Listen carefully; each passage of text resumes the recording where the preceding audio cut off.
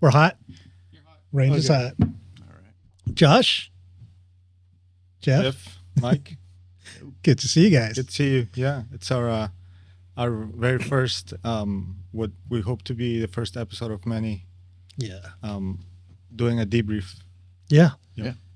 And out of all the footage that we have, this one seems to be the most pertinent because Arrow dropped that report that claims that there's no evidence to suggest that these UAPs are a threat. Yes. So, Yeah, and so let's back it up a little bit. Yeah. Let's explain to people what the footage is and how we came about yeah. this person. Okay. Yeah. I mean, so this interview right here is with Robert Salas, who's a retired Air Force officer who something about 30 years ago or so was manning a post at Malmstrom Air Force Base. And while he was on, he got a call from the guards. He was actually deep underground in the bunker at the time. And you're talking like substantially deep down, and gets a call from the front gate. And they're saying, we have this anomalous light flying back and forth all over us, and should we shoot it? Like, what should we do at this point? Because this is not like an apparition or anything. Yes. It's fucking with us in some sort of way.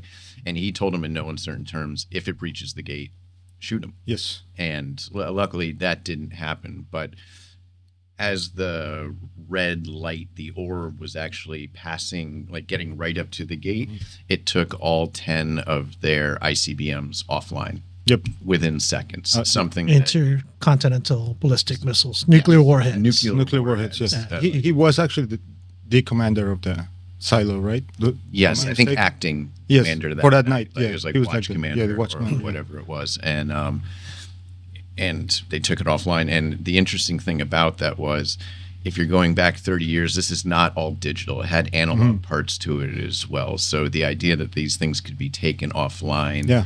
by somebody that wasn't there actively in the silo, there's 30 feet of concrete between it and the surface.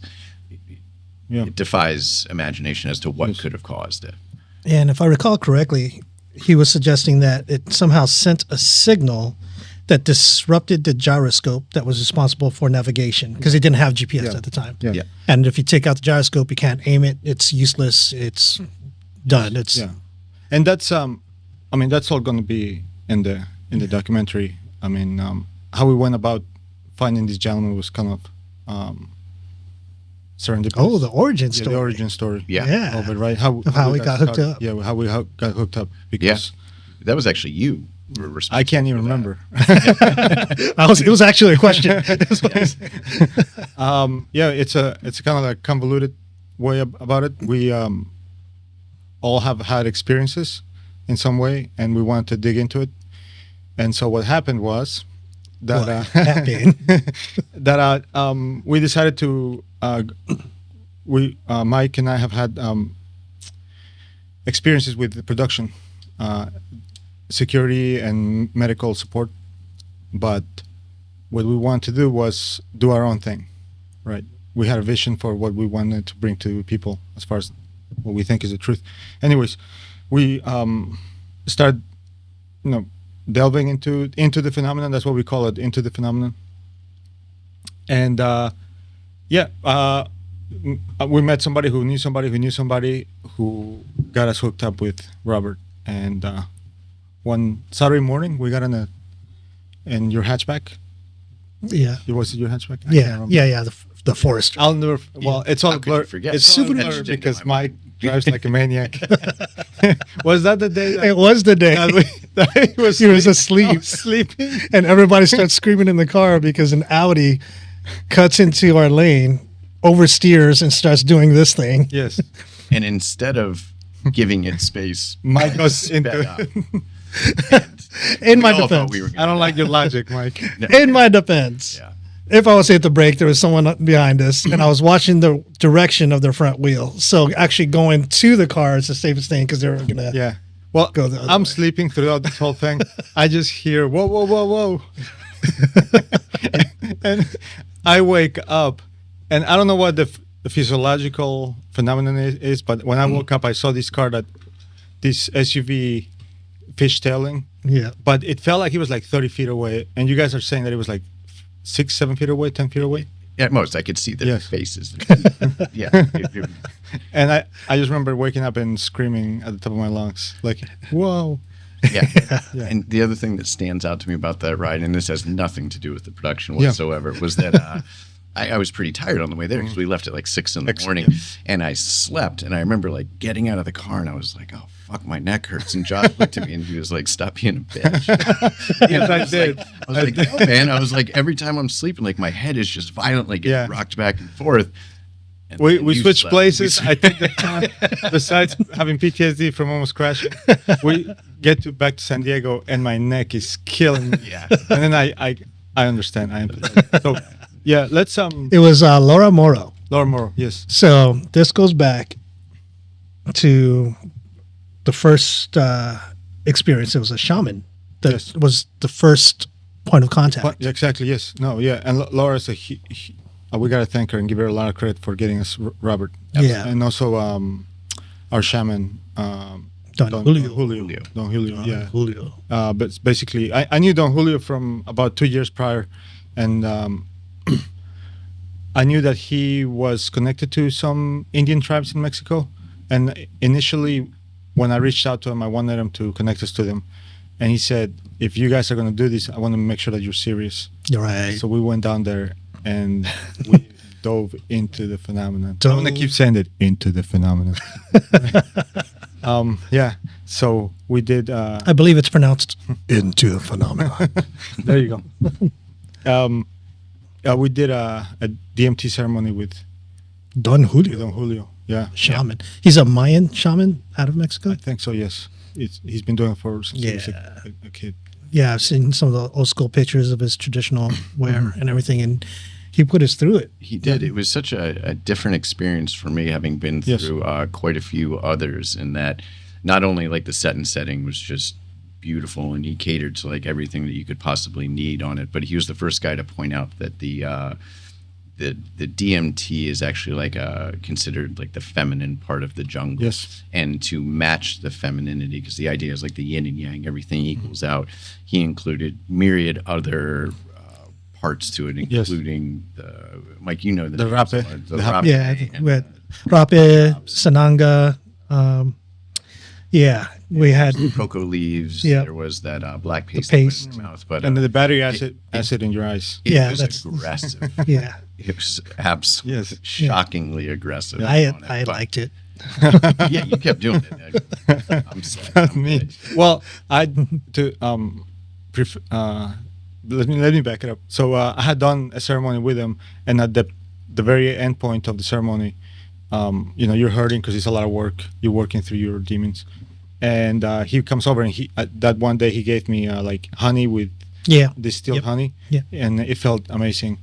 And so fast forward to our ceremony, and I'm working through all this stuff, and I feel horrible and writhing on the floor, and I'm just waiting for the honey. I'm like, if I can just make it to Give me that sweet honey. the sweet nectar in my eyes, I'll be fine. It was nice. He comes over, he's like, "Open your eyes," and I'm just like, and he puts a couple drops. The and sananga. Immediately regretted it. Yes, immediately. Fire. I felt like my eyes were on fire. I felt like he had poured battery acid. in my There's a poverty in the English language to describe the searing, burning sensation Yes. that just goes to the back of your skull, especially on a psychedelic that powerful. Absolutely, Like yes.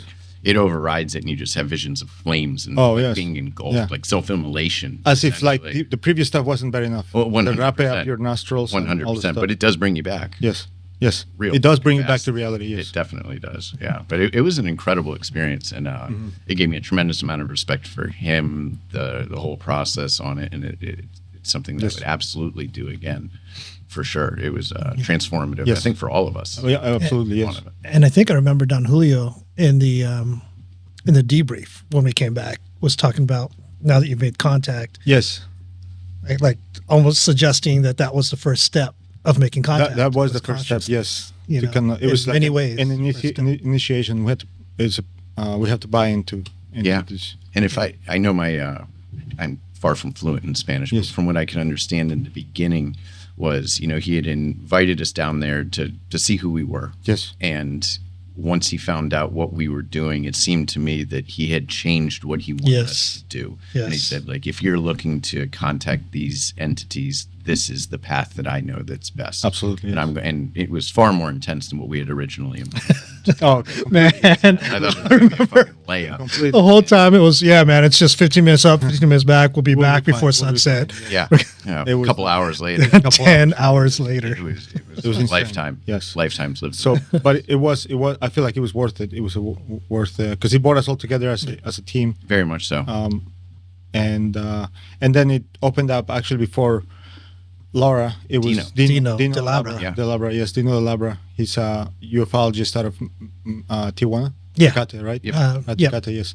And he's been La Rumorosa. he's been doing it for how long? 30 for a years, while. 40 years? Yeah. Yes, Something like that. A long He's time. a radio personality. Yeah, he's kind of the Jimmy Church of Mexico Yes. kind of thing. Yeah. Yeah. He does radio shows. He knows everybody. Yeah. He's and he lives in La Rumorosa.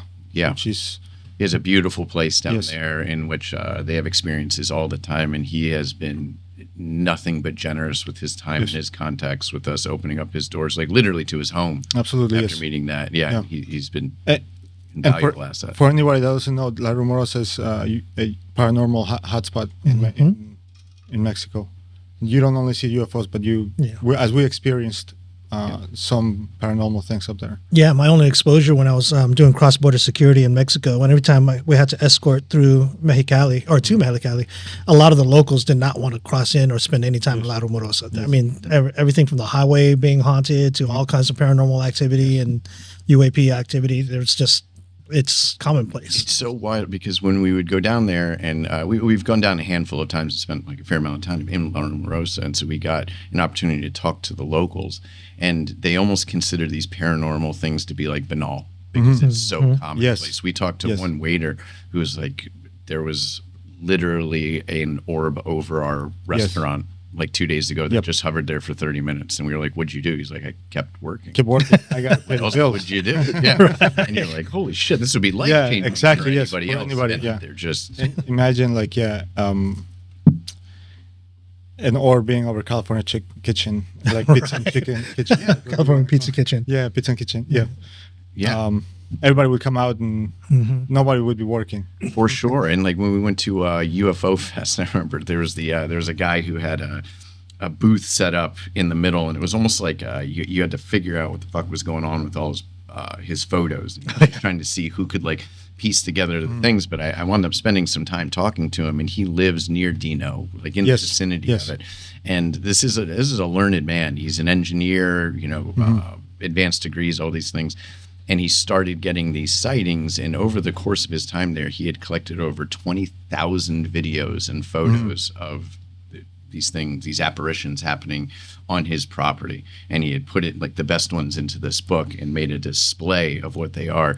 And it was ripping. No, it was And they were like prismatic, different colors, shapes. Ran the gamut of Yes. like any sort of paranormal thing you've ever heard of. This Yes. guy has had on his property, so much so that he believed that they were sending him a message. And Right. He was Yeah, working on he- decoding It was a He had puzzle. Did he that's decode what it was. Did he exactly. decode it? I wasn't sure. From again, my Spanish is far from good, and you guys left me alone with them. But but it seemed to me Everything that- doesn't revolve around you.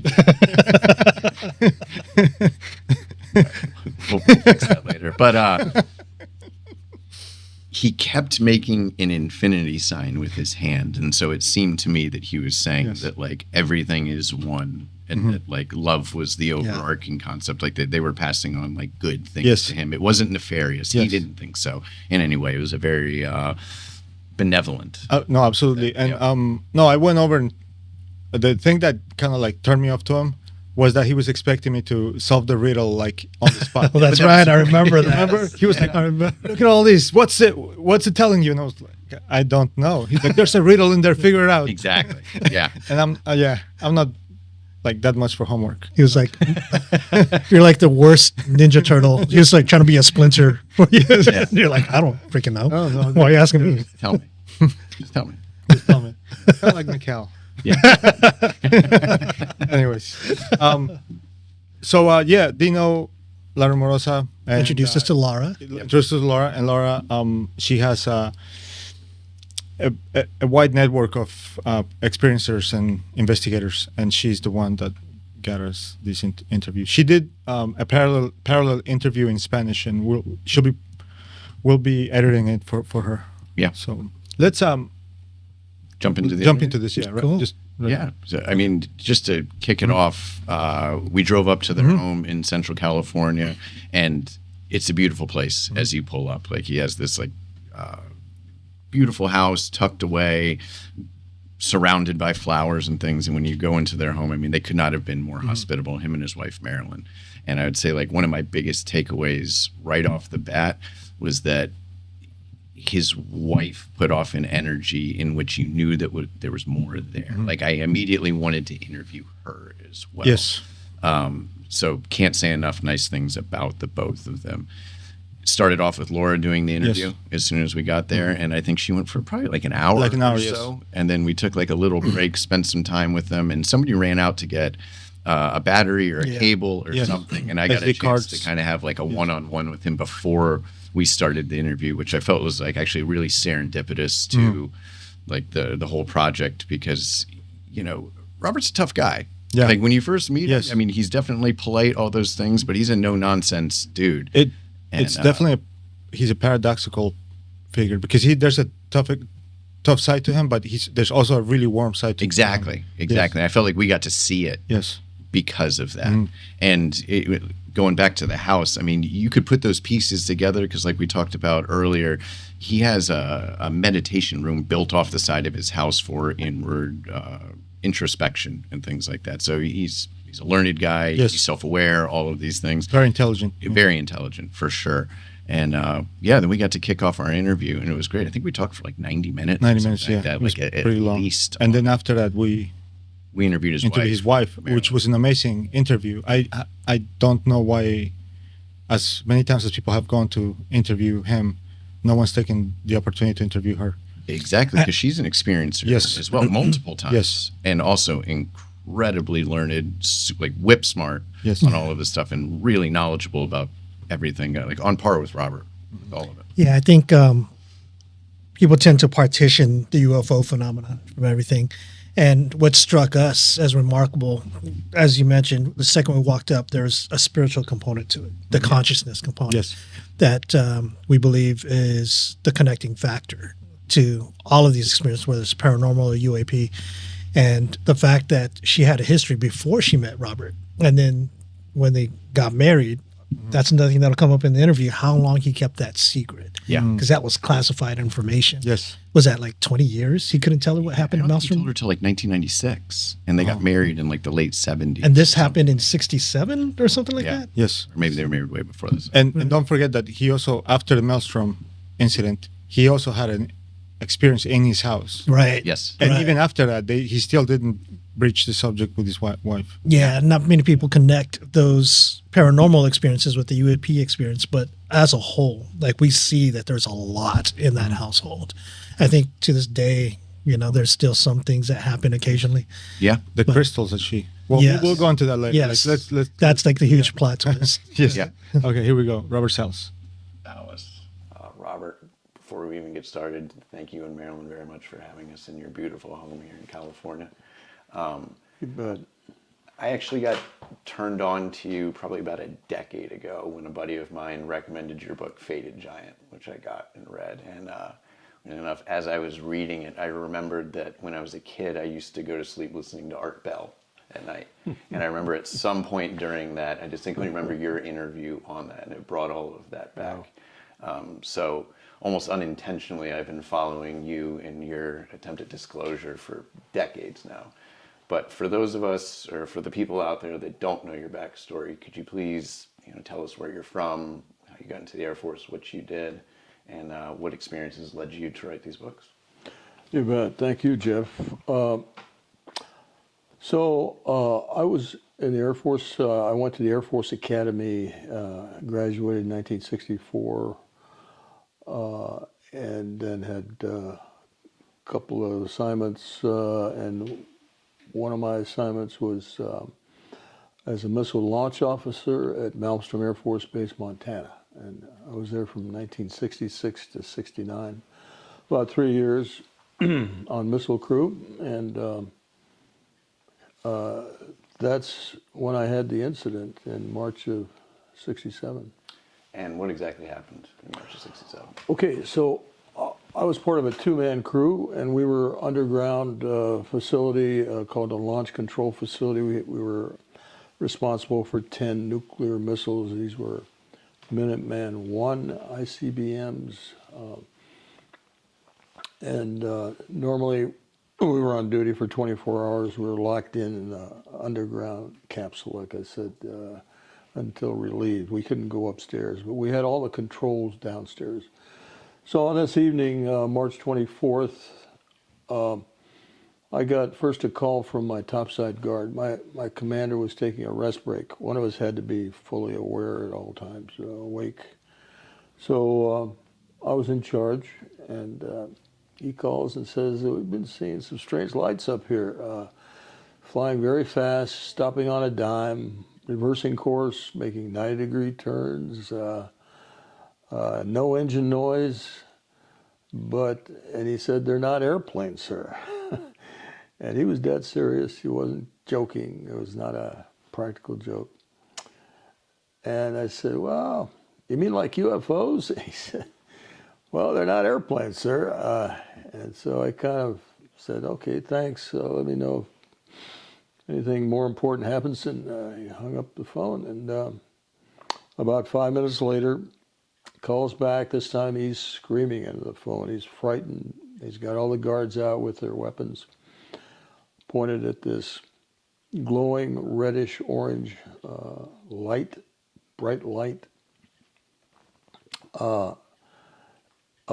And I tell him to look into the light and see if he can see a structure in there. He said he could barely make out a kind of an oval-shaped structure inside the light, but it was so bright it was hard to see it. It was about 40 feet in diameter and pulsating. He was scared to death. No engine noise, and had all the guards out with their weapons drawn. And he said, "What do I do, sir?" And I said, well, make sure nothing enters the fenced area and do whatever you have to do to keep anything out. And then he hung up.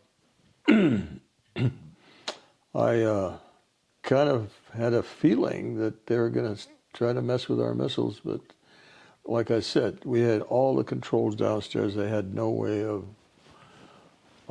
doing anything with our missiles upstairs. I went over to wake up my commander, Fred Mywald, and all of a sudden we get a lot of bells and whistles, and we know what that means. It means something's going on with the missile. We had a status board. We both look over at the status board, and within seconds, all 10 of those missiles went down, disabled. One of the procedures we went through after that was to check. We've got a way of checking what the problem was out there, and we were getting readings of guidance and control system failure. We also got a couple of incursion lights, meaning possibility of something entering into the launch facilities where the missiles are. The launch facilities were 1 or 2 or 3 miles away from our location. Maybe more, sometimes 4 or 5 miles. But at any rate, he called the command post, reported it. I called upstairs, wanted to find out about this object, and also send guards out there. He said the object had just flown off. I told him to send 2 guards out to 2 of the sites where we have these light incursion lights. There you go. That's wild, man.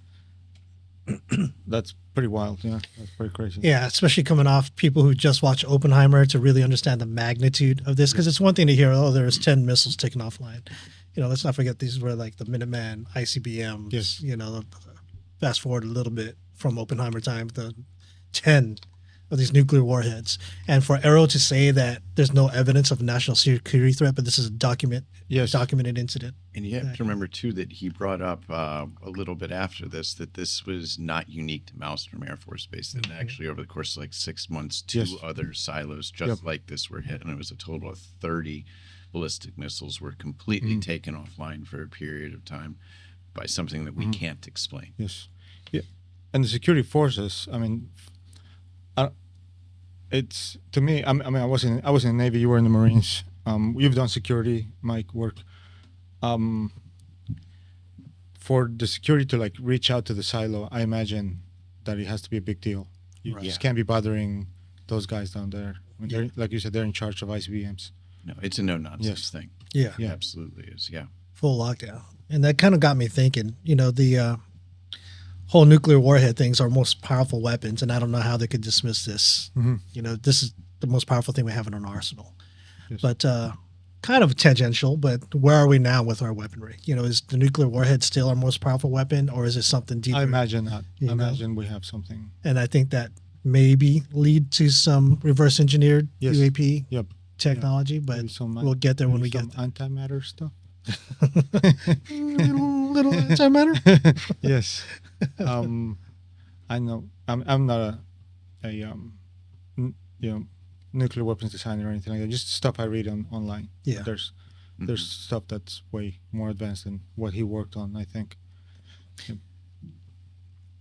Yeah, for this breach to be dismissed, it's kind of egregious for Sean Kirkpatrick to be able to conclude that there's no evidence. Is that what he said? These things are not a national threat, national security threat. I was always, Jeff knows this, and he's kind of on the same, been disenamored with the way the government's been handling this.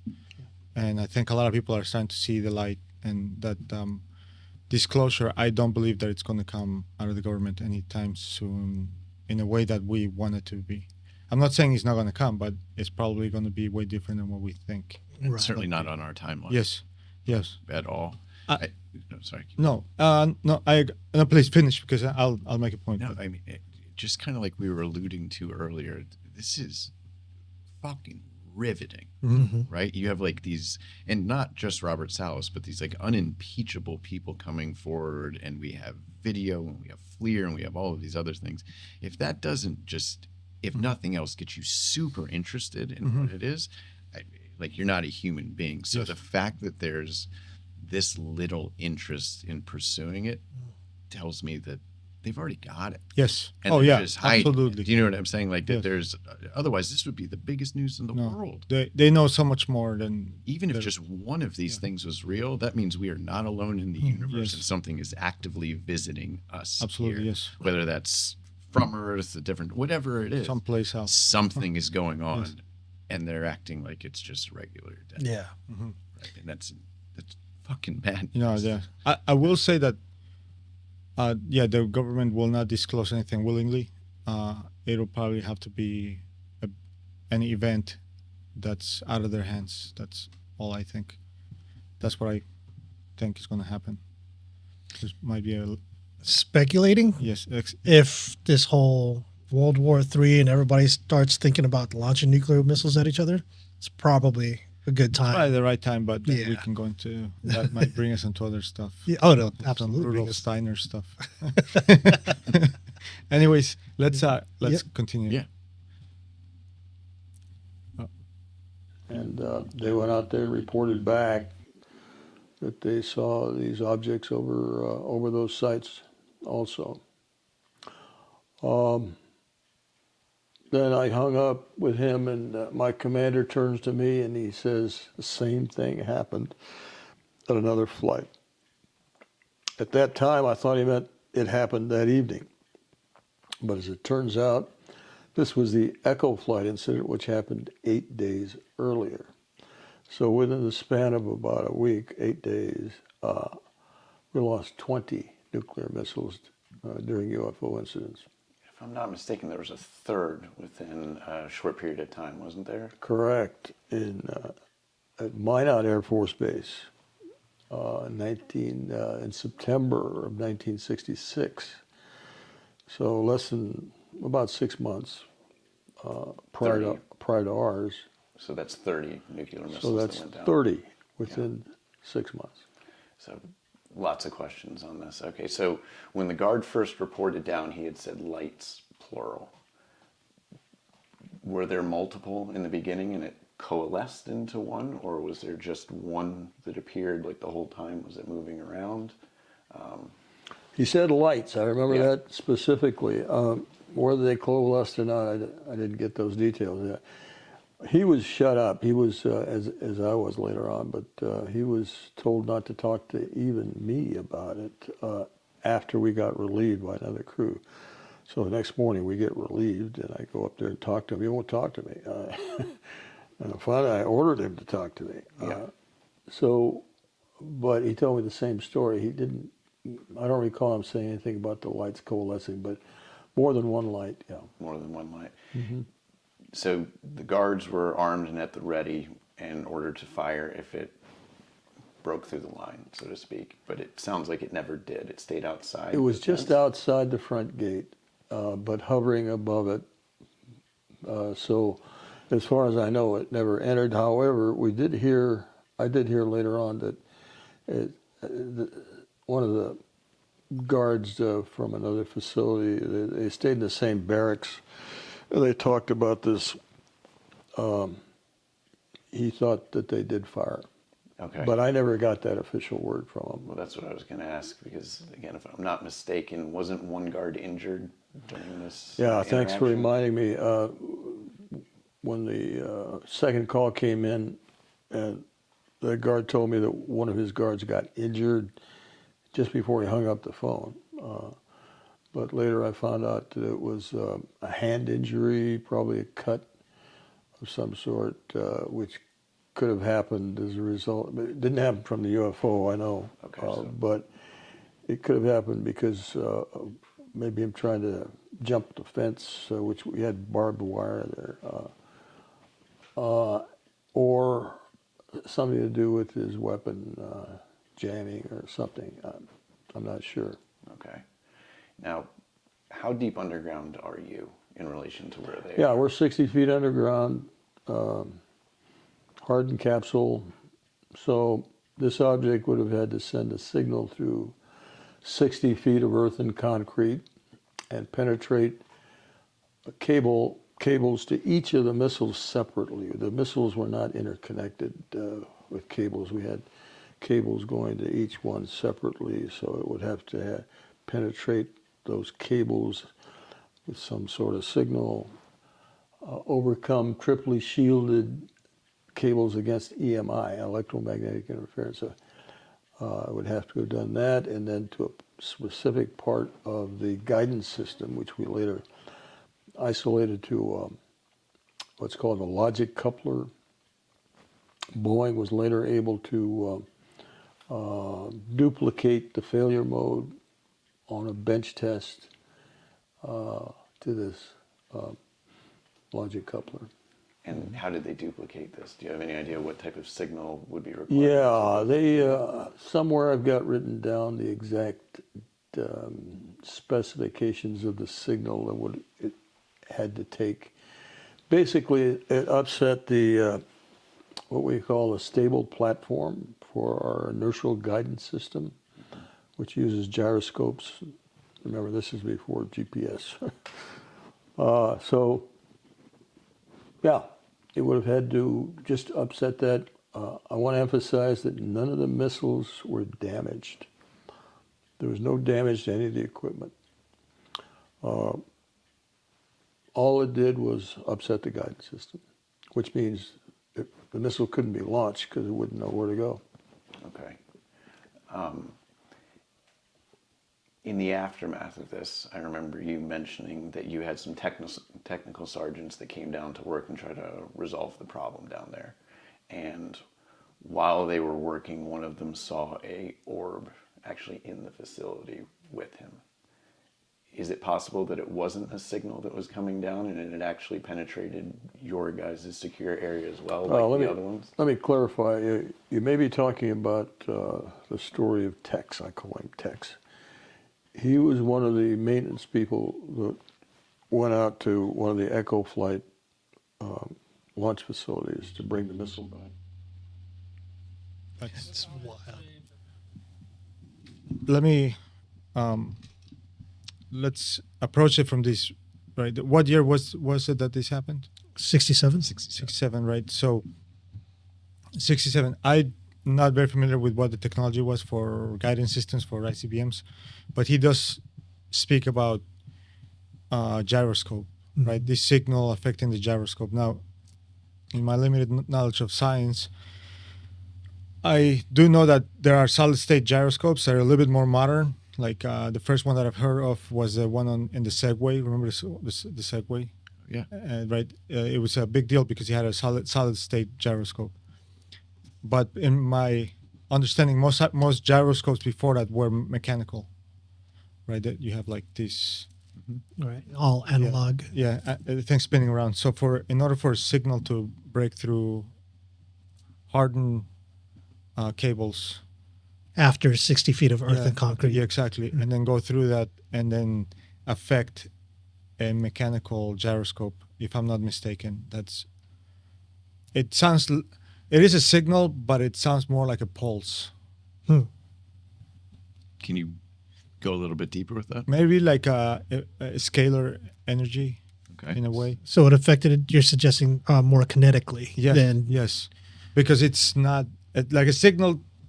I mean, we're sending a signal through this wire, right? Right. It's not a pulse. It's not affecting it in any right. It's not going to move anything physically, right? But as we know it, but if you're sending some kind of signal that affects a mechanical thing, at least to me, it feels more like a pulse. When you say that, and just because I'm kind of naive to this, does pulse imply like a singular pulse, or could it be repeating almost in like a signal way where it's just continuous? You can do a continuous pulse, and again, it's from my limited electronics knowledge. Yeah. I think this would be worth following up on because he did mention that they were able to reproduce it through a bench test. Yeah. Right? Yeah. And they found the vulnerability, essentially. Exactly, yes. It's kind of like a pen test. They found a vulnerability, a 0 day. Then they had to go back and try to reverse engineer how they do achieved it. that. Yes. But I could be wrong. I could be completely far from the answer. We're all surmising with all of this, but it's something just to kind of devil's advocate for a second. He's saying that the same thing happened in 3 separate places over the course of a few months, and the ballistic missiles were shut off, but they weren't destroyed. Right? Like it was a relatively easy fix to get them back online. So where I'm going with that is, does that play into Sean Kirkpatrick's theory that it's not a threat? So like, how are we defining a threat? National security threat. I think the fact just that the ability to do something makes it a threat, because as far as like being actionable, they shut it off, but is that enough? I think it becomes a threat because we're vulnerable during that period. Demonstrating the ability to take it offline leaves us defenseless. Yes. So let's do like a little thought experiment, right? Somebody goes into your house and is able to break into your house without breaking anything, right? So they maybe have like a master key or something. They go in while you're sleeping, or you could not be sleeping. But anyways, they go in, they mess around in your house, move stuff around, they leave. They didn't steal anything. They didn't hurt you. You were maybe sleeping. Were they a threat or not? Because there's that capability of being able to harm you, but they didn't. So that's a good question. The intention. Yes. Right. I think it's difficult to assign the term threat to it. It seems a little hyperbolic. No, it is. Yes. Based off of that, and I'm not disagreeing. No. I'm not making a statement either way. I'm just putting the thought experiment in there. And from the way that you just framed it, I would absolutely say threat for sure. And I would feel threatened. And I don't know if this is now getting into the weeds of things, but I believe the argument's for a threat to national security. And if we're versus like a direct threat, right? So if your national security paradigm is to have ICBMs at the ready to counterattack any incoming attacks, and it creates a vulnerability, then I think that's a threat to the security of the nation. If now, that makes sense. What was the intent? Because that's a good point. What was the intent behind it? Were they pen testing to see what the vulnerability was for a later on attack? Right. But I think regardless of the intent, the outcome was that we had 30 ICBMs down. Yes. So if it was to pop off, we're without those 30 ICBMs. Yes. Regardless of the intention. Exactly. But so that tells me, I mean, from a strategic, if you put on my strategic hat, I like, if I want to figure out how I'm going to attack an enemy, and I want to do a penetration testing, and I want to see, I want to physically or directly see what the vulnerabilities are, so I'm going to be probing. And it's not going to be a complete attack, but I come in there and I turn all his weapons off, and then I come back and I tell my buddies, I'm like, hey, I found this. I do a briefing, and of all the stuff and how I was able to affect their ability to fight, right?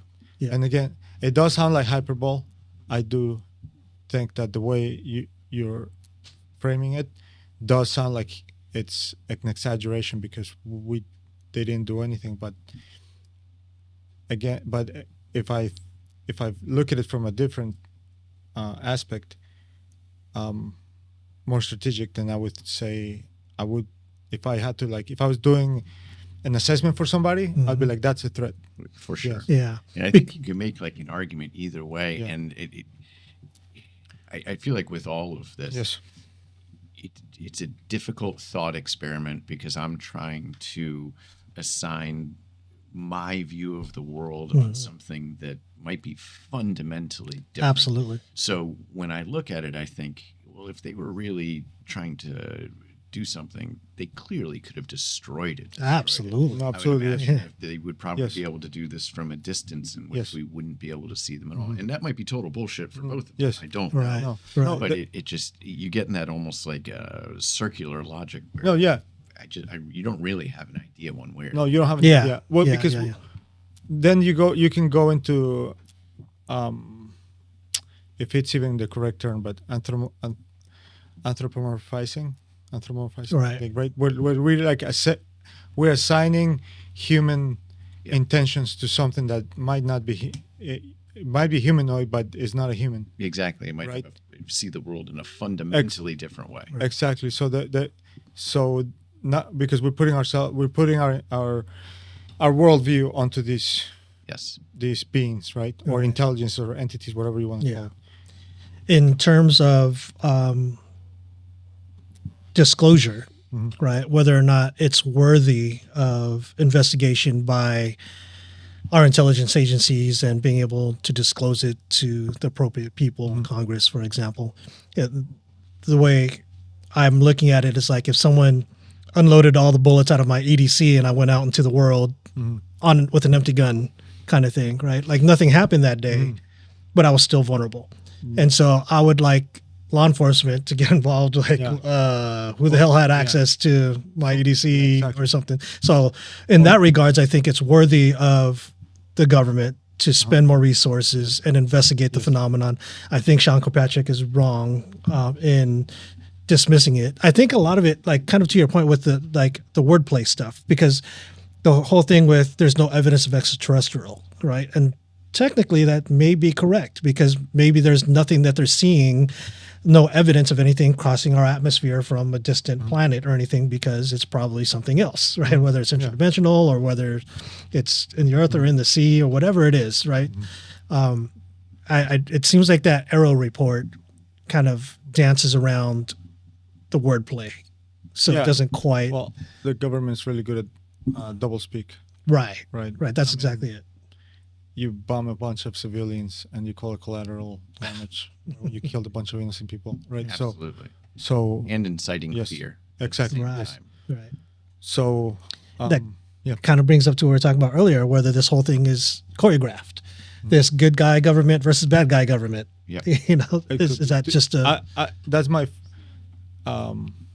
my go-to from the beginning. Yeah. So I don't know. I didn't want to sound like a hater, but I think I expressed, like when we spoke before, like that I wasn't expecting much from these reports. That it was going to be a huge nothing. Yeah. And that's what it sounds like. The dog and pony show with no substance to it. Yeah. And a lot of people got super excited. They were like, oh, finally, we're going to get disclosure. And, like people on social media and important personalities. Not It's kind of a digression here, but I also think what would really be accomplished with disclosure? What would we learn that we don't already necessarily know? Well, the only thing that we would learn is that with disclosure, because disclosure is not just telling people that, because that's one of the gripes I have with certain friends that I have, that it's disclosure is just letting the world know that there are intelligences from other places that are non-human or that are humanoid, or Yeah. it's a whole zoo, right? It's not only that, it's also revealing that we have access to technologies that can change the course of humanity, right? Like poverty, Yes. pollution. Yes. And on that note, I think that's really what the importance of disclosure is to add some legitimacy, to get funding, to get the scientific community involved, to get the whatever agencies that can move the ball forward with our evolution, whether that means technological or spiritual, whatever that means, right? Whatever the disclosure is, because maybe the disclosure isn't aliens. Maybe the disclosure isn't just a UFO. Well, Or maybe the threat is those things, because it would rock the status quo. Not that they're necessarily a threat to us in like a physical sense, but if we had access to that technology, it would disrupt the way the things go right now. Absolutely. So in that sense, I would think they view it as a threat. Yes, right? Department of Energy. Yeah. Right? For sure. This whole thing with oil and all and capitalism and money. Yeah. Like across the board, you've disrupted every industry. Everything. Yes. A whole paradigm. Yes. 100%. So I guess as we're going further down this rabbit hole on it, I don't view that as a threat. Obviously, that's I think I speak for all of us. We would want that. Well, but it's going back to because then again, that's just one aspect, right? Yeah. It's like I go onto the jungle and I see a butterfly, and I've never seen a butterfly before, and I don't view, and so and I see the butterfly and I'm like, well, that's not, I don't view it as a threat, right? But the jungle is like, there's a wide variety of animals in there, and so that's where I have exception to people that talk about all non-human, non-terrestrial, like whatever entities or beings. Not, they're all benign, and I tend to disagree. Whether, again, we're going back into intention. Whether the intention, it's like, is when I step on a bug, and even if I'm just walking down the street and there's a bug walking around and I just stepped on it because I'm going to the grocery store, I didn't mean to. I didn't want to kill him. Right. Right. Whether I do that or not, whether through the course of my day I affect living beings that are at a different level than me, right? But whether I affect their lives, whether it's unknowingly or unknowingly, I'm a threat to them in some way, to their lives, right? So, I guess what I'm trying to say is that I don't believe in evil per se, but I do believe that there are things out there that could pretty much hurt you also. Just like there are things that could teach us a lot about spirituality and consciousness and technology, I also think that there are beings out there that could give you an experience that you might not want to have. for sure. Yeah. Yeah. Absolutely. Yeah. Sorry, I go on. No, Please. I completely agree with you on Yeah. all of that. It's just I'm happy that we kind of defined those terms. Yeah. Yeah. For going forward. Yes. For clarity. Because otherwise it's just too ambiguous Yes. Yes. It is. with everything. And I'm sure we'll continue to redefine them as we go forward. But otherwise, it just casts such a wide net, you don't even know really what you're talking What about. are you talking about? Exactly. What is disclosure? What is a threat? Yeah. What are all of these things? Exactly, because then you can if you paint everything with the same brush, everything with the thread brush, right? Then everything is a threat, and now whose purpose is it serving? Mm-hmm. Right. If everything is a threat, and whose purpose it's serving if everything is not a threat, if everything's benign. For sure. Yeah, And my theory is that the person cui bono, the person that benefits, it's always the same person. Whether I'm drawing it with a benign brush or whether I'm drawing it with a thread brush, the person that benefits, it's always going to be the same person because the game is designed for it to be that way. Yeah. for one person to benefit. Whereas if you are more critical about the way you're thinking and more rational, right? Then you take that power away from that person that benefits. Sure. If we just look at it as wildlife, Yes. right, rather than they're angels or they're demons, because everything you were saying is it's one person that's defining that for their own motives and incentives. It's kind of an absolutist red flag, right? Yeah. That's Exactly. that's exactly it. Yeah, because there's people out there that I agree with a lot of things they say when they talk about beings not being benign. But then I catch myself going like, that's the way I want things to be. I want the world, the earth to be utopia, Right. and I want everybody to live in peace and travel the universe. And how convenient yes. it is. But then I'm They like, just happen to align with your views. exactly. And I'm like, whoa, hold on a second. Yeah. I just got caught in a mind trap. Yeah. And to go back to what you were saying before, I think that there's a lot of hubris with anybody that paints this whole thing in any sort of way. Yes. Right? And they are pretending that they know the mind of these beings. Yes. Which is impossible unless they've sat down with them and talked with them and done something like that. But even then, like if someone sits down and talks to us, they're going to have like a wrong picture of humanity. Yes. Oh yeah, they're gonna be like, those guys are they're a threat. a total Screw those guys. Nuke them. Don't let them use our bathroom. Yeah. Let's move on. Pick up on alert. Okay. He had gone down into the maintenance bay of the launcher tube. He had a guard upstairs, which they're required to do while he's working down there.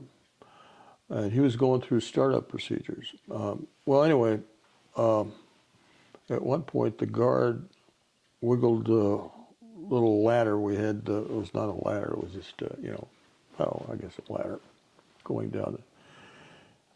And he said, look up. He brought the guy back up, text back up. He looks up, there's this orb, this orange red orb hovering right above him, actually. And they both look at it. He says, report this to the command post. The guard reported it. And then he said, well, I've got to go back and continue my work to bring these missiles back up on alert because they... With the orb still there. But the orb was still there, yeah. So he goes through his checklist, gets to a certain point, and the missile shuts down again for no reason. Well, tries it again.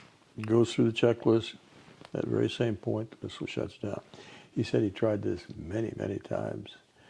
And the missile had come up. When he gets to that part of the checklist, it shuts down again. That object knew exactly what he was doing, he felt. And actually he felt kind of an energy beam coming down to where he was located and felt felt like static electricity to him. And so his conclusion was that this object was showing him, demonstrating that they knew exactly how our systems work in detail. And that was his testimony. That's pretty I think I put that in a giant. Yeah, absolutely. Were you ever able to talk to any of the other Air Force officers that were at either of these other two incidents and like compare stories? Were they similar, if you did? Only after I went public. I went public in 1994, and I was able to contact Walt Fiegel and his commander. And I got Walt Fiegel on tape with his permission, telling me his part of the story, which happened at Echo Flight, which is a separate flight of missiles. And so that was about 1996, and he told me that he had two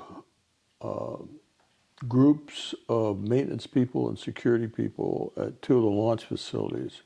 They had spent the night there because they were going to start work in the morning. Well, one of the missiles went down while he was on duty, Walt Fiegel. And he calls out there and says, "You're not supposed to start until I give you permission." They said, "We haven't started. We haven't done anything."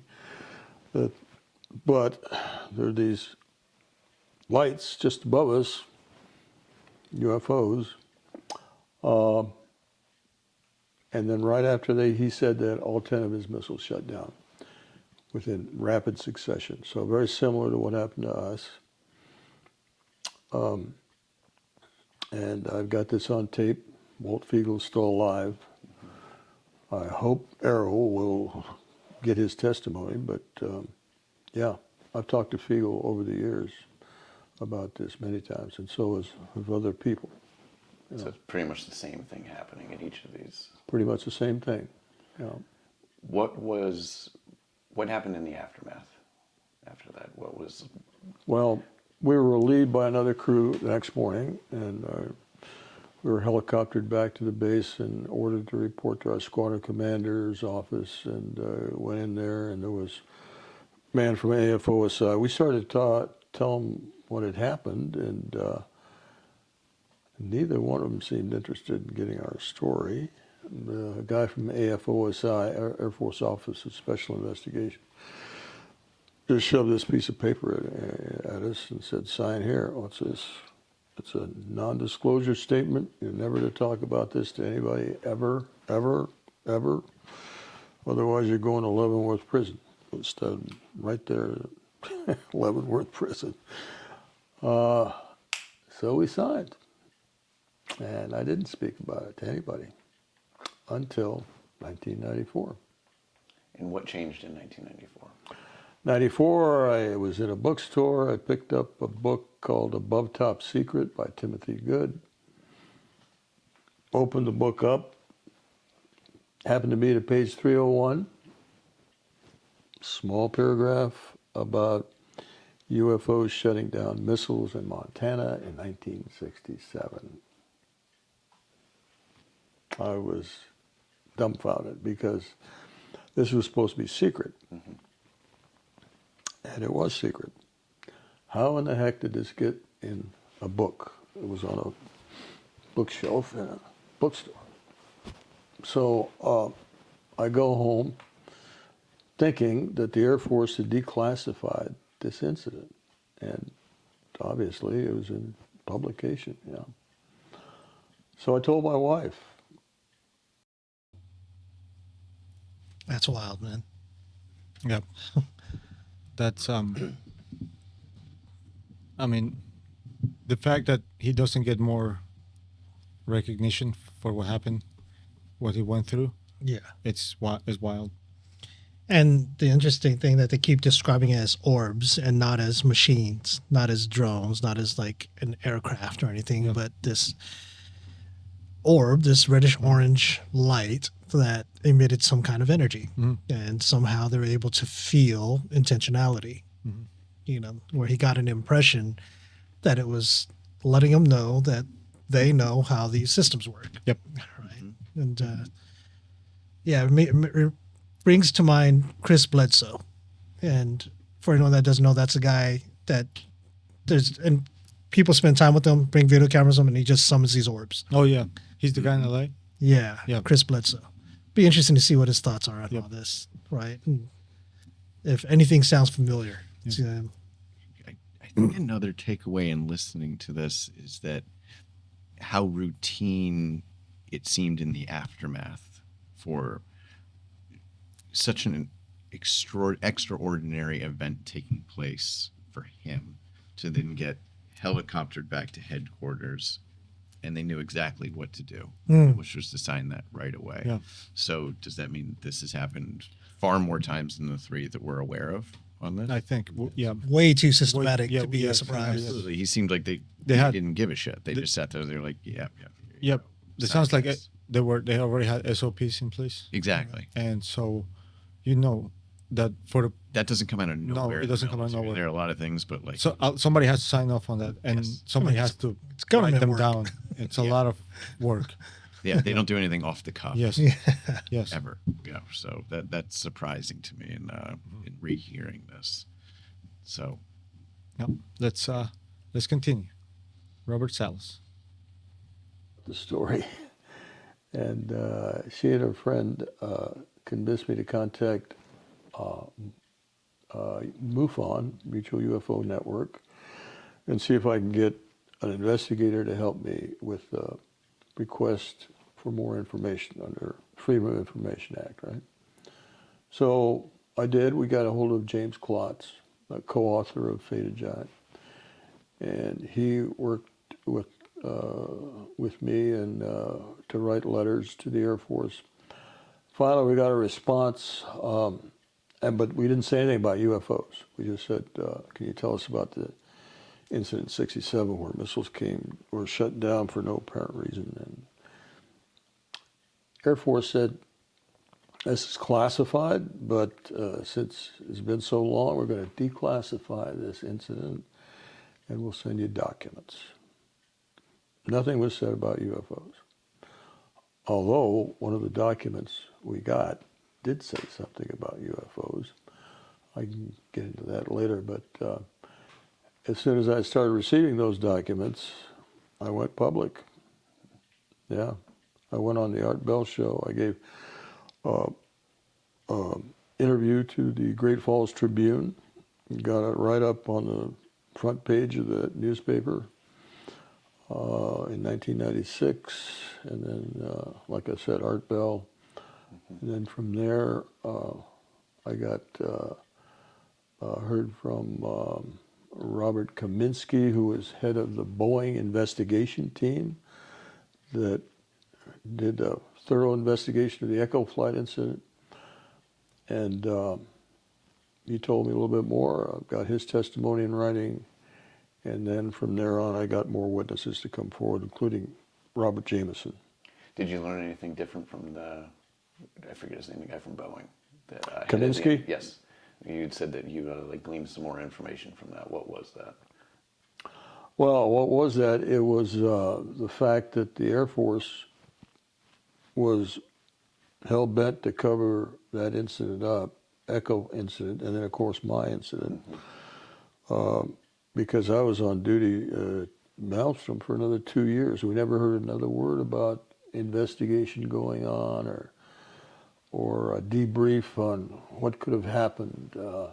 And we were briefed, every time we went on alert, we were briefed about mechanical malfunctions and things like that in the field, and everything else going on. We had above top secret clearances. So we were briefed regularly, but nothing about and this is a major incursion. It doesn't really make sense not to be briefed. Absolutely. Because none of us knew what had happened, why those missiles went down. Anyway, so like I said, after that, I went public as it being a UFO event. And I thought it was my event because of what I recall. And I had difficulty remembering the details because it had been so long. And I tried purposefully to forget the details because obviously if I had talked about this, I would have been in violation of the NDA. So I made a point of basically trying to forget it. Yeah. You mentioned that in one of the reports you got with the Freedom of Information Act, it did mention a UFO. Yeah, they had a quarterly report. The base had to write a quarterly report to Strategic Air Command headquarters. And on one of those reports, it's, again, this is talking about the Echo flight incident. It stated rumors of UFOs in the vicinity of Echo flight were disproven. Now, why would they even mention UFOs? But it's right there in writing. Now, and how would you disprove a rumor? They didn't go into detail as to how the so-called rumor was disproved. Why do you think the Air Force was so hell-bent on just sweeping this under the rug? Well, the reason, I think, is because at that time, The Condon investigation was ongoing. For your viewers that don't know what the Condon investigation was, in 1966, the Air Force promised to look into it, do a scientific evaluation of the UFO phenomenon, and they gave a contract to the University of Colorado. Edward Condon was heading up that group that did the investigation. It was never scientific, and I've shown evidence in my second book. But it was supposed to allow the Air Force to dismiss having to investigate UFOs and report to the public about them, which had gotten a lot of publicity before that, right? There had been many incidents, one particularly in Michigan.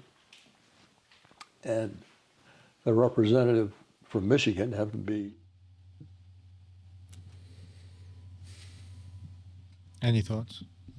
The years that he had to keep it secret. Yep. And I don't think we got it on camera, did we? About, I think he did. I think he did ask him about the marriage aspect. Yeah. yeah. In the interview, Later on, we yeah. absolutely, Yeah. we absolutely do on it. I always think what would happen if they just said no to the NDA. Is that even an option? And I like having been in the military, you're going to do what you're told. You're going to do what you're But told. Yeah. What if he did say no? Is that, I think bad things would have happened to him. probably. Yeah. Probably. Yeah.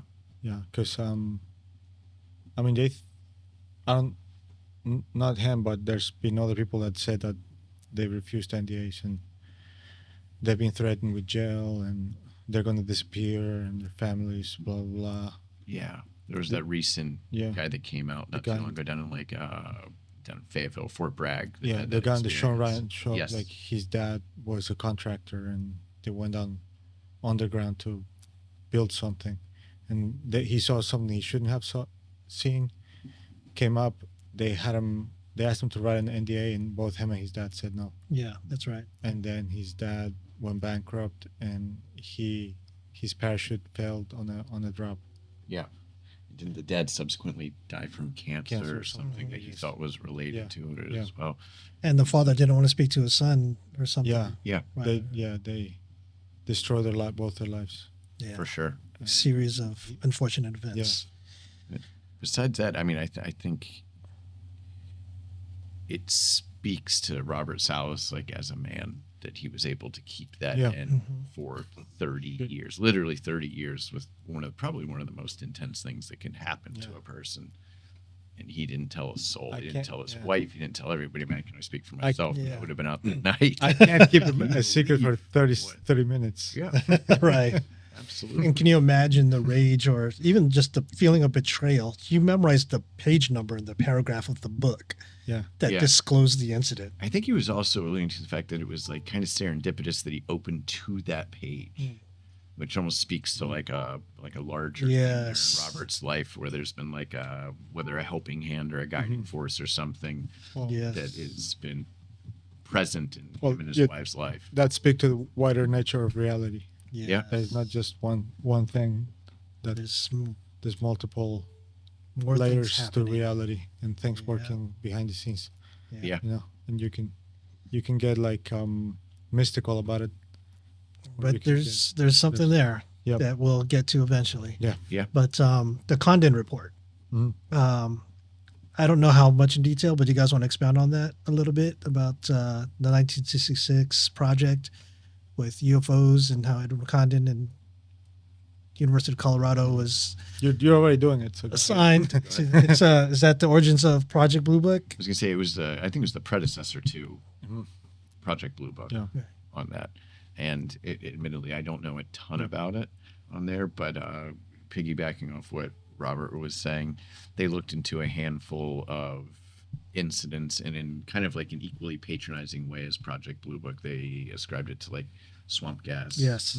ball lightning, just misidentifying things in there, despite there being overwhelming evidence to the contrary. Gaslighting people. Specifically in the Michigan Yeah. incident, where they had like radar reports of it, like hundreds of eyewitnesses. It was a big deal.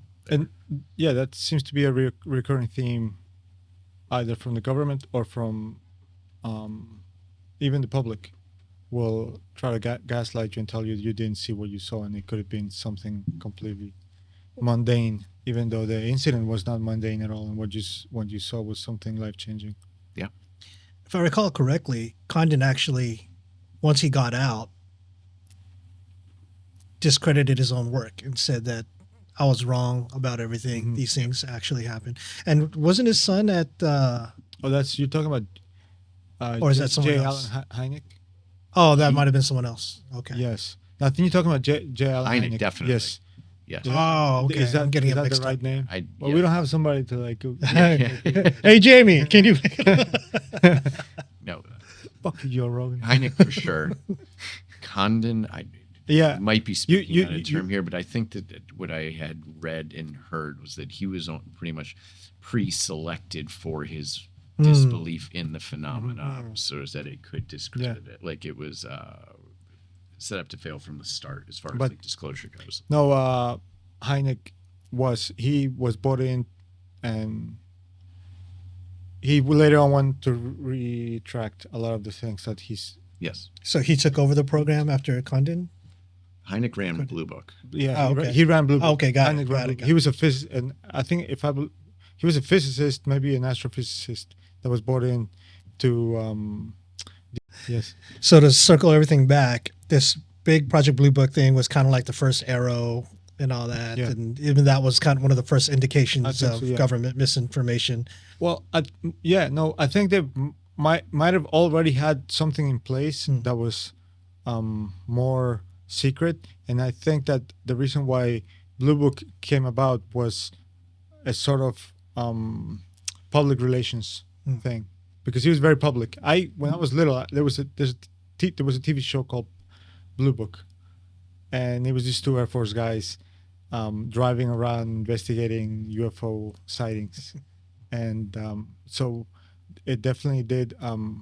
It was a sort of public relations Got it. thing. I don't think it was meant to find anything substantial. No, and you're coming on the tail end. If you got Roswell in the late yes, 40s, and yes. then you have this massive expansion during the 50s of like technological increase, and you can go back and look at like whatever the version of like popular mechanics was back in the day, and they were talking about anti-gravitics, and they were talking about Yes. pulling things from the 0 point, And- it was real. They were already levitating. Yeah, things no, at yeah. that point, and then it stops. in It the stops. 60s. Yeah. Well, you also had aliens were coming onto the social consciousness, and especially alien abductions like Barty and Betty Hill. Right. And then you had that, I can't remember the guy's name. He was flying a private plane, and he's one of the first people that saw a flying saucer Yeah, in the Northwest. in the Northwest. Yes. Yep. And so, like, as always, the people in charge need to control the narrative. So, and that's my suspicion whenever I see somebody that's in the public, Yeah. that I think they're a plant by the feds. Feds. If- Birds aren't real. You're listening? By the feds. And so I feel like they're plants, and they're meant. So again, that's what Yeah. Project Blue Book was. This is a bit of a pigeon walk, but when we talk about Betty and Barney and we talk about aliens and such, that's kind of us trying to understand something that we don't understand. So at the time period, they're trying to understand something that we might not understand. But it seems that grays or whatever may not be aliens. Don't know. Right. Well, again, so when people talk about grays, right? Yeah. But there's like, you could look at a gray and there could be something else, right? So like, when we see humanoids, right? Because I feel like, from what I've heard from people that know way more than me and are more connected, is that the humanoid shape is a very consistent shape throughout the universe, and you could go very far away and you're going to find humanoid shapes. So it's like an emerging evolutionary feature. thing. So to say like, oh, they're not aliens, like, yeah, if you're talking about that one that just came out of a hole, right? But there could be that one that came out of like Right. a portal. Right. It's like they're not. You know what I mean? It's Like, kind of racist. We're kind of yes, generalizing them. generalizing to the same thing. things. Yes. Right. Yeah. Cool. So kind of bring it back. So we have the Blue Book, and then we have the Conan Report at 1966, and then this happens in September of 1966, and then up to 1967 is where we're at Yeah. in this timeline. Yes. Like Yeah. this Yeah. whole thing that's happening. Yes. So let's Gerald Ford, future president of the U.S. And Ford demanded that the Air Force do a scientific investigation. Well, the Air Force, went ahead and did this, but it was never scientific. And even Condon said that. But anyway, this was ongoing. It was ongoing between the end of 66 to the end of, to January of 69. And so the Air Force did not want them to get wind of these incidents. Okay. Well, that makes a lot more sense then. But so the whole Condon investigation, they basically had their minds made up before they did it. And they were just trying to find evidence. Absolutely. I've got documents that show that they had made their minds up how this was going to go down in their report, and they had the opportunity to investigate our incidents because they heard about. In fact, the reason it was on in that book Above Top Secret is because a man by the name of oh gosh, I forgot his name. Give me a second here, because this is important. Ray Fowler. So, a man by the name of Ray Fowler, who happened to have working for Sylvania Corporation. They had an electrical contract with the Minuteman 1. Ray Fowler was managing this contract, and he had people at Malmstrom when this incident at Echo and Oscar went down. And they actually saw the UFOs. They were, and they had many witnesses that, again, told Ray Fowler that this was a UFO event as to why those missiles went down. So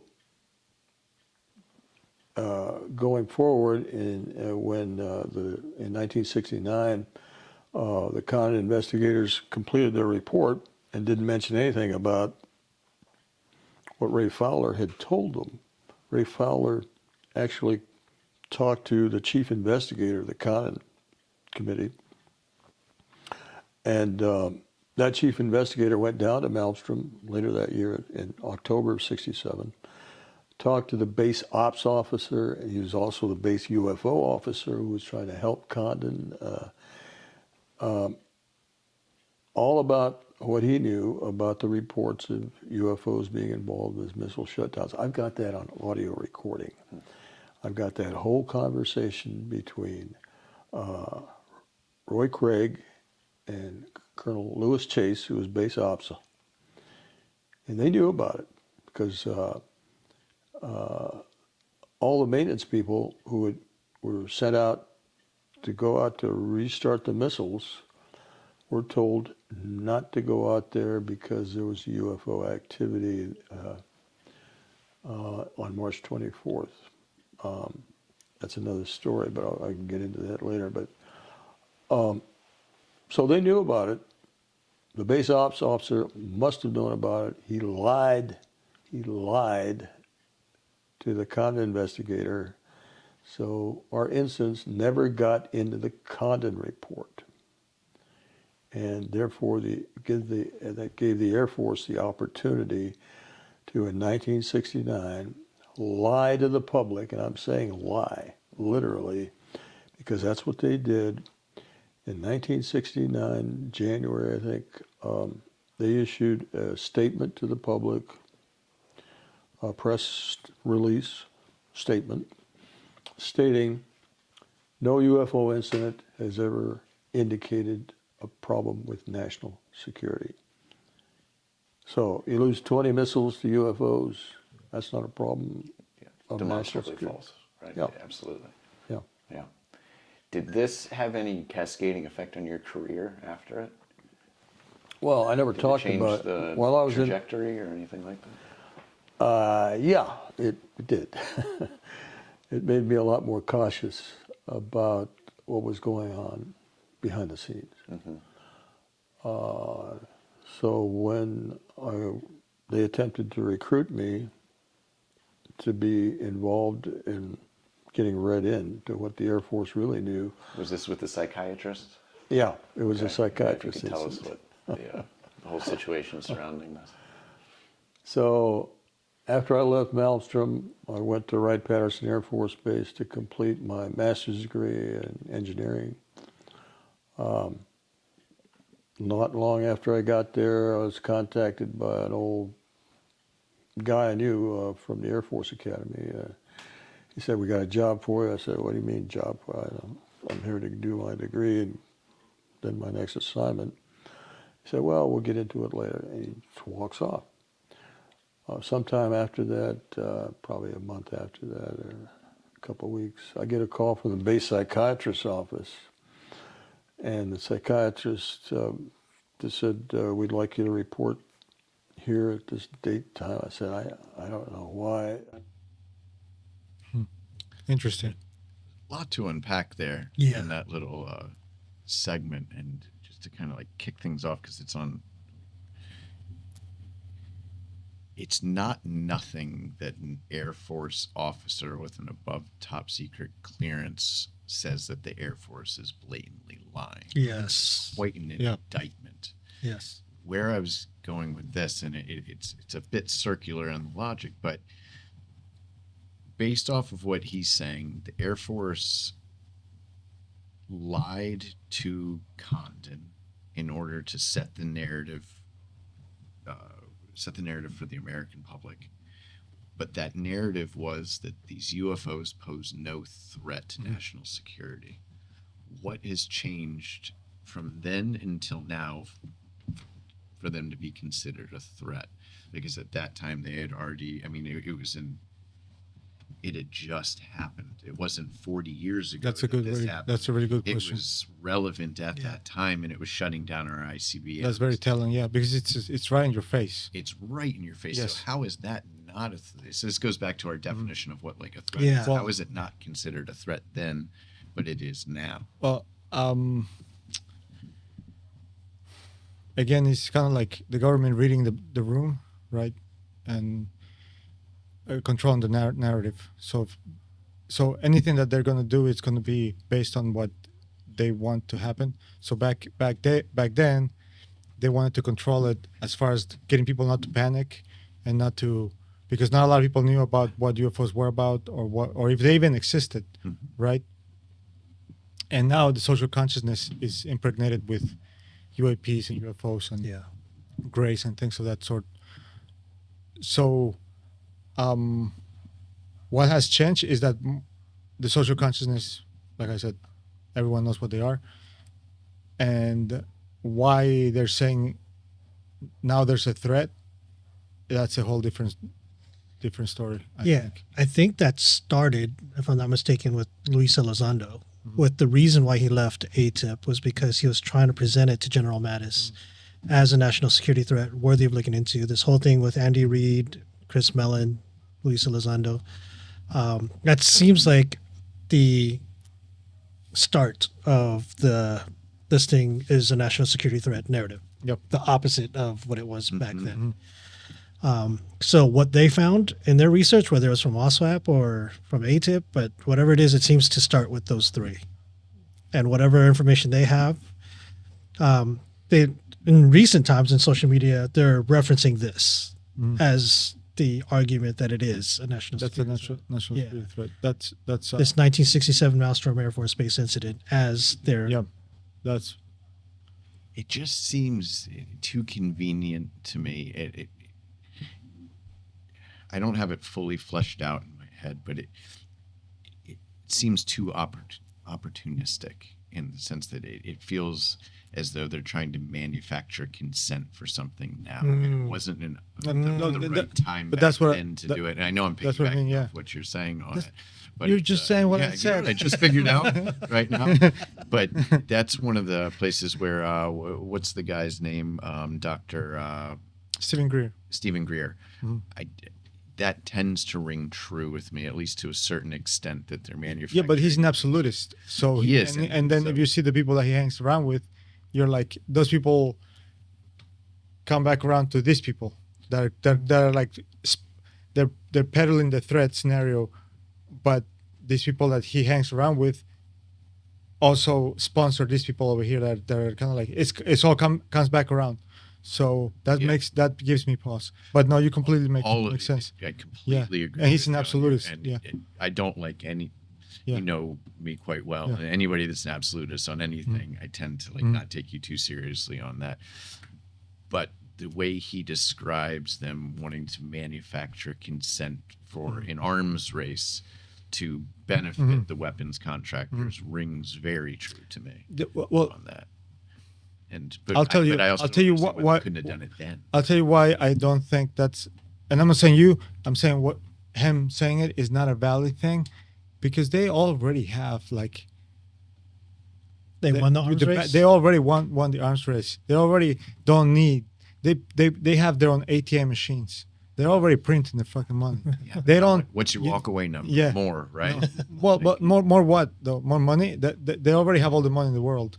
You know, they already have all. So, manufacturing consent in that sense of like more power to the military industrial complex, because if you believe that all the theories about the underground bases and all the like all the breakaway societies, right? That of then you've already realized that they've already won. That they don't need. They won that in that sense, right?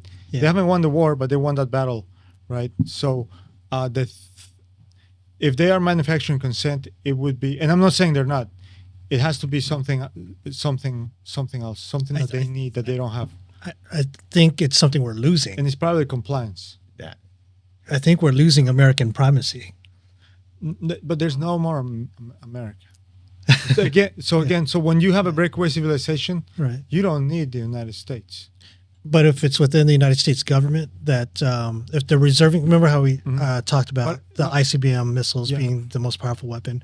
What if this is the next level up, right? No, Outside the Planck particle and the Hadron Collider, and they've figured out how all that stuff works, but it's still deep black. Yes. Because the whole thing with American primacies is our money that was attached to gold, but we messed up the gold, messed up the money. Now we're starting to lose, and within a few years, we're not going to have that Yes. global primacy to have world influence unless we release But who's this we? next level. The United States or whatever breakaway civilization. Then again, but the breakaway civilization is not part of the United States. Gotcha. It's separate. It's separate. And the breakaway civilization, and I'm gonna sound super hyper conspiratorial, but it's almost 100% true. Has unlimited money, unlimited technologies, right, and unlimited influence to control the people that we think are in charge. What do you mean when you say breakaway civilization? So when you have is what Eisenhower warned us about. So With the the, military industrial Crown complex, Raiders.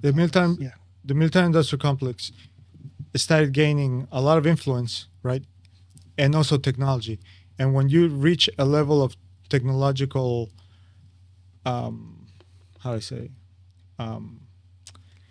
complexity, right, that goes above and beyond what we see in our reality right now, in our society, right? You don't need to obey the laws of the society that you just brought. So you're like stuck. It's like a body that breaks away from the main, and now you have this hyper technological society that civilization, right? That came out of the military industrial complex, and so they don't have to follow laws. They don't have to they don't have to worry about money. They don't have to worry about all the things that we worry about or that our government worries about. And so, but I they think this exists. oh, this now. is absolutely So is it a? Sorry, I'm just No, keep no, no, asking yeah, yeah, questions on yeah. it for myself, and I'm sure somebody else won't know Yes. the thing. Are these people the executives of these No. companies? Are they living in an area that's closed off to the rest of the world, or are they amongst us, just No. blending in? Yeah. So I don't believe that the executives of the companies are just executives. They're the managers. They come in and they come and go, right? So I think it's a form of what is called the deep state, and a lot of people use it like is the people that don't leave. They're like in charge. They're always in charge. So like where the CEOs and the manager of corporations, they'll get fired. The board gets together and they pick a new one, right?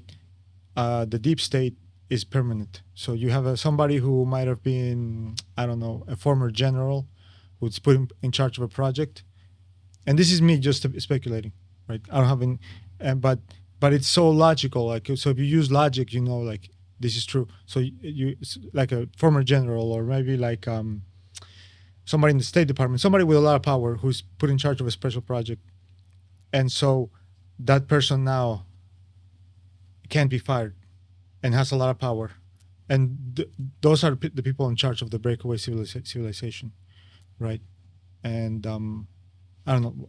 So it's kind of like how we could wrap our brain around how banks run our politics, essentially, right? Like kind of like that, yeah. kind of like that, where but at a very low level, yeah, right? yeah, At a very base level, because now this is the next level, right. So if we could wrap our brain around that, our politics are driven by the super PACs and the corporations, yes. then kind of exponentially amplifying that effect, where you also have the military arm involved in that. So you have the funding, you have the military arm, and it's not a national organization, but it's a global organization. Now it's a global organization, yes. And I don't mean transnational, it's just a global in scope.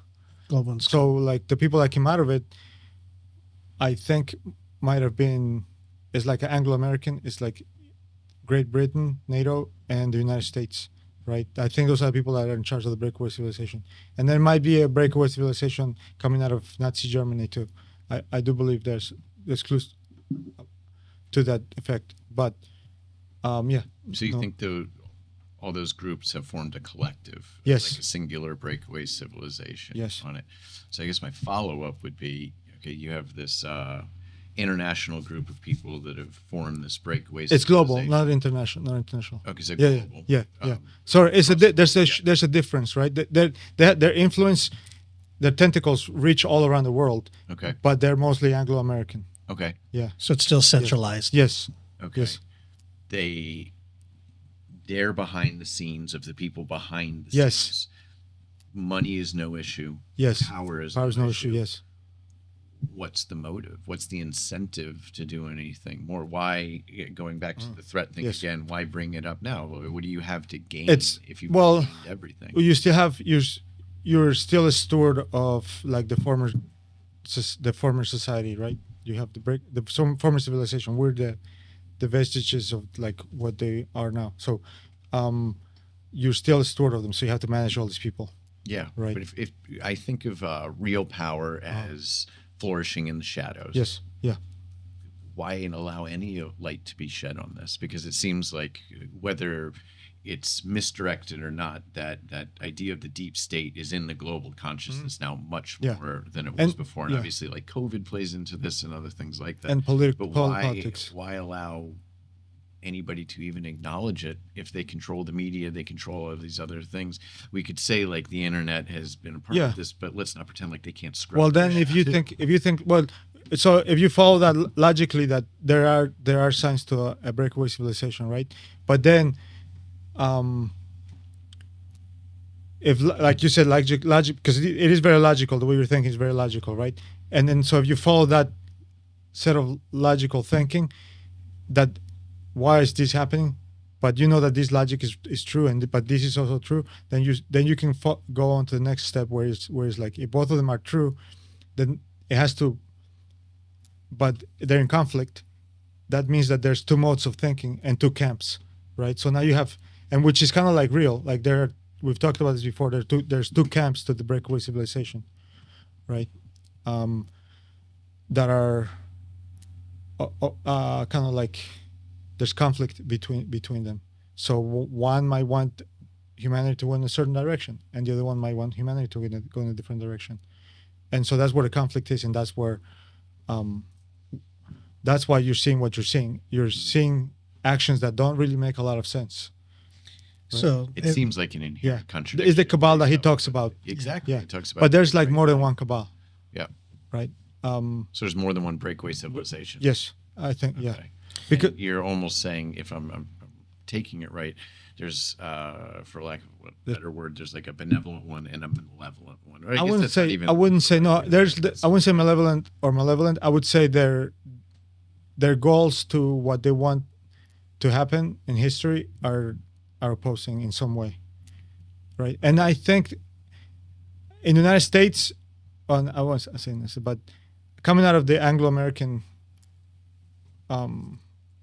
whatever you want to structure, there's at least two, and then internationally there's at least one more, if not two more, right? Breakaway civilizations. This is just me using logic because, again, you had the military-industrial complex coming out of the United States, right? And then factions came out of that, at least two. But then you have clues of another one coming out of South America, like, and you could say it's the Nazis or something like that. But there is definitely something coming out of there.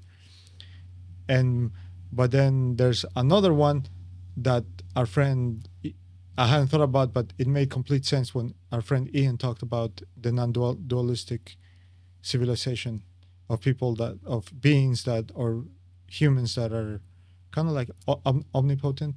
Yeah. The omnipotent one, the seven or whatever that were in yes. Tibet.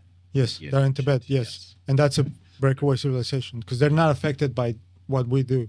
Doesn't affect them at all, but they kind of guide things around. So in that scenario, the conflict between pro-disclosure or against disclosure may not be choreographed. Yes. That might Yes. actually be be a real thing, yes. a real thing, Yes. not necessarily just a dog and Yes. pony show within the United States. Yes. They just might be the host of the show. Yes, and the thing about the United States not having a supremacy is also a dog and pony show, being in decline. I'm not saying that it's not in decline, but it's not in a catastrophic decline that like me people are making it out to be, and so, yeah. So sorry. Oh yeah, no, not at all. Yeah, that's the train of thought I was thinking was, if there was a reason for why now, it can make sense. This is just me pseudosciencing it. If this is a totally different scenario, right?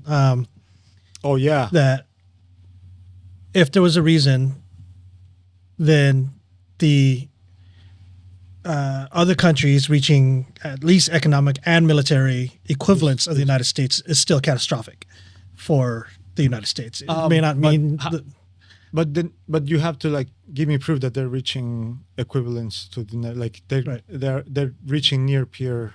right. Their nuclear arsenal increasing in masses and the economy stabilizing to have equal GDP, for lack of better words. And But who? Like there's China, I think, and Russia now is also increasing their. But ultimately, the main takeaway is all it takes is for other countries to reach equivalency of the United States for the United States to lose its primacy. Yes. Right, and in that scenario, now it's a world divided. Yes, exactly. Right. I think it's whoever's in charge of the media or whatever. I don't want to say who. Yeah. But, I'm just doing a complete pseudoscience. Tell me everything. Yeah. No, in a complete joke, complete fabricated. No, it's just a joke. But has done a really good job at making it sound like we need to. For instance, the hypersonic missile that China shot not too long ago, right? So they did this thing, and everybody started going like, "Oh my God, China has hypersonic missile!" Right. Like, it turns out that it's an ICBM. Right. It's any ICBM can go at hypersonic speeds. Can it glide and maneuver? Right. It doesn't look like it, Right, right? right. The Soviet Union, Russia, right? Yeah. Putin did a press conference like 5 years ago, and it's like we have the ultimate Sure. weapon, this nuclear weapon, and it turns out that it has an ultimate weapon, but they can't use it. Right. Like they do have a hypersonic, but again, like it's a glide weapon, but they can't. Yeah. They can't use it, right? Yeah. And so they have this thing that they're just gonna they're making it, they're gonna shelve it. It's a nuclear device, right? Mm-hmm. They're gonna shelve it. It's never gonna get used. Yeah. And it turns out that while everybody was saying like we're falling behind, right, in hypersonic weaponry, it turns out that the United States just field the first airborne launched real glide hypersonic missile that can be shot from a B-52 or an F-15, and it'll actually but it's not nuclear like the Russians. This thing can actually be shot from thousands of miles away, and hit a bunker, and across the globe. Mm-hmm. And so the United States in a war, they can actually have a weapon that they can use, right? A hypersonic weapon that they can use. But even though the Russians have a hypersonic weapon, there is the last ditch weapon. Sure. Right. Sure. So you got to show me where the. I tend to agree Yes. with you on this in the sense that I feel like a lot of that is also hyperbole. Yes. I don't think we have a peer, even Yes. close when it comes to militarily Yeah. on it. We're too far ahead in both advanced manufacturing. All of these weapons Yes. are being designed here. We outspend them 10 Yes. to 1 on all of these types of things. Are people catching up? Of course. No, in the sense yeah, that, yeah. They're getting better weaponry than they had a couple decades ago, but we are leaps and bounds ahead of Yeah. even our closest. Yeah, I don't know. So when you talk about the threat, right?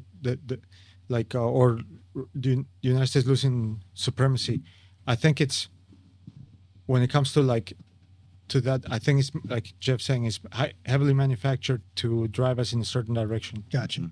Right. So then that still leaves us the question then as to why. Yeah. 5 minutes. The why question with why now? Because I was going to go down the road of if we're losing primacy, then maybe we're going to disclose it because we need to take it the next level up. I don't want to talk too much because again we only have 5 minutes. Yeah. And I also don't want to go in that direction. Yeah. But we are seeing things line up in history that all these things are coming to a kind of so that's a really good question. Yeah. Kind of like an impasse or like a nexus Yes. of politically, sociologically, technologically, all these things are coming to a nexus point, and even with religion, right? And so, bringing up Lou Elizondo, he said that things are going to happen in 2020. 27. 26, 27, right? Yeah. Yeah, and I've heard other people say That guy from 25. the FBI. The guy from thing. the former intelligence officer from the CIA. Yep. I forgot what his name is. He's a Hispanic guy too. Yep. Saying that, but I've also heard things from people that have their own abilities to kind of not tell the future, but they have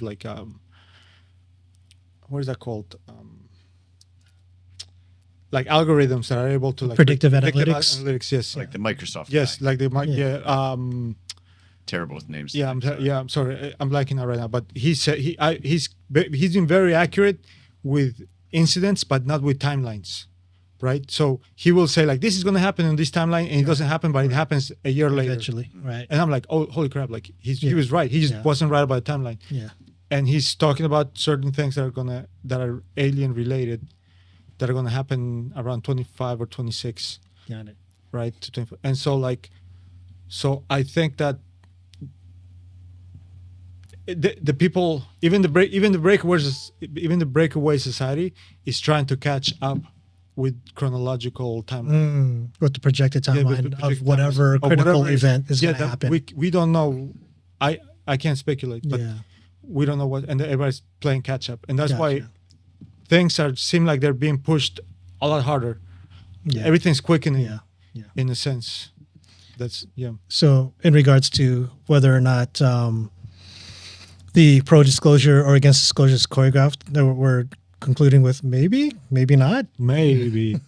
So we're leaving off on Robert Salas, the sixth segment. So Yeah.